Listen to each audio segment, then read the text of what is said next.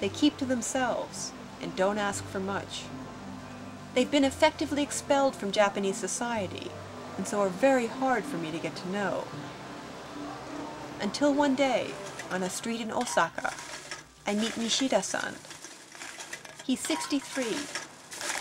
He specializes in collecting aluminum cans, and he's hard at work 3 hours before most people get up. And he's not the only one. In the early 90s, the Japanese economy went bust and dumped a lot of older workers out on the street. They don't all collect aluminum, but still, if Nishida-san's going to make a living, then he has to get up early and move fast.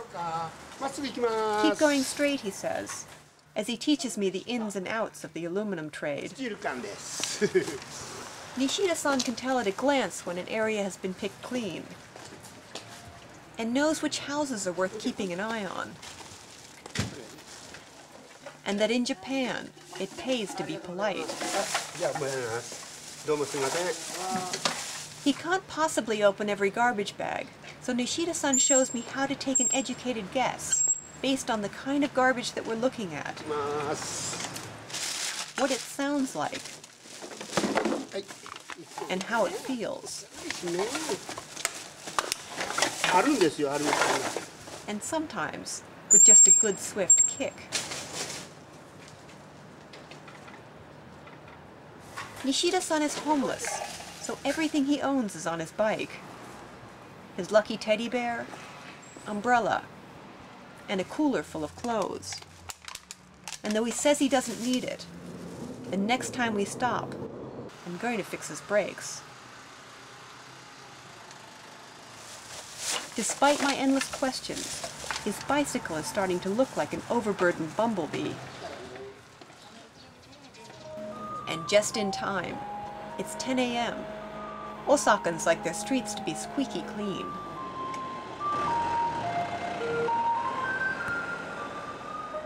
The recycle factory, it turns out, is on the other side of Kamagasaki, that part of town where most of the homeless spend the night, where you can buy a week-old paper, dirt cheap, and people will do almost anything to make a buck or two, or just escape.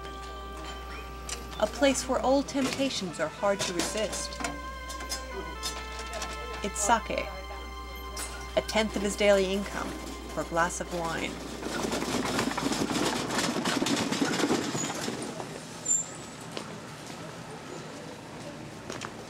Finally, the chance to cash in on his morning's work. All sorts of people gather here. This place clearly accepts a lot more than just aluminum cans. Bronze, copper, stainless steel.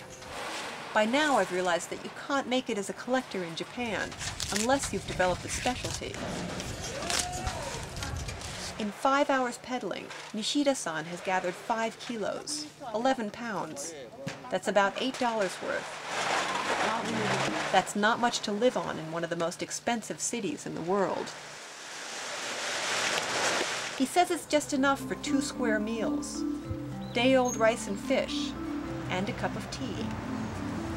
Then, every afternoon, after he's finished work, Nishida-san goes to the public library.